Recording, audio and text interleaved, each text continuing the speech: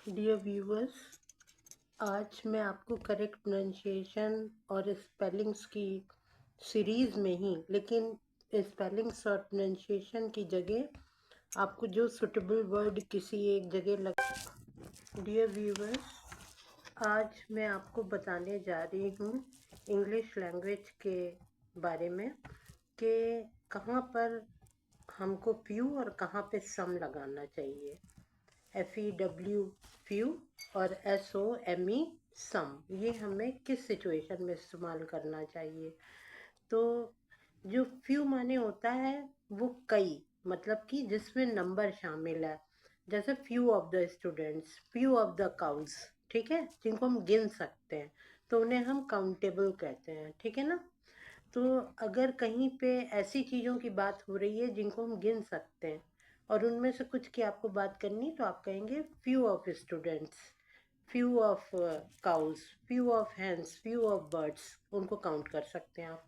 लेकिन जहाँ अनकाउंटेबल चीज़ का वर्णन हो रहा हो तो वहाँ हम सम लगाएंगे, SOME, यानी कुछ।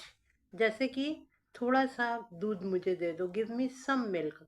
हम ये नहीं कह सकते कि गिव मी फ्यू मिल्क, क्योंकि वो गलत हो जाएगा, दूध को काउंट नहीं कर सकते। वैसे वैसे तो आप कर सकते हैं मिलीलीटर्स और उसमें, लेकिन एज सच उसकी नहीं होगी, जैसे फ्रूट्स को काउंट कर सकते हैं और इन सब को।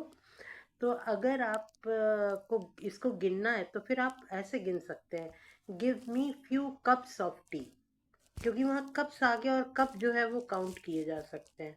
तो फ्यू कप्स कहना ठीक है, फ्यू कप्स ऑफ टी और फ्यू कप्स ऑफ मिल्क कहना ठीक है, लेकिन फ्यू मिल्क फ्यू टी कहना ठीक नहीं है, क्योंकि चाय और दूध को काउंटिंग में हम ऐसे नहीं कर सकते कि 1 2 3 चाय। वो हम तभी गिनते हैं जब हम किसी कप या ग्लास में देते हैं, ठीक है।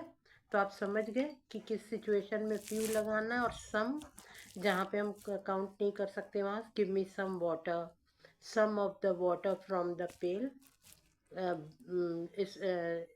इज वेस्टेड, ठीक है ना। तो वहाँ पे फिर नंबर की बात नहीं हो रही है। ओके, मेरे ख्याल से आप ये समझ गए होंगे।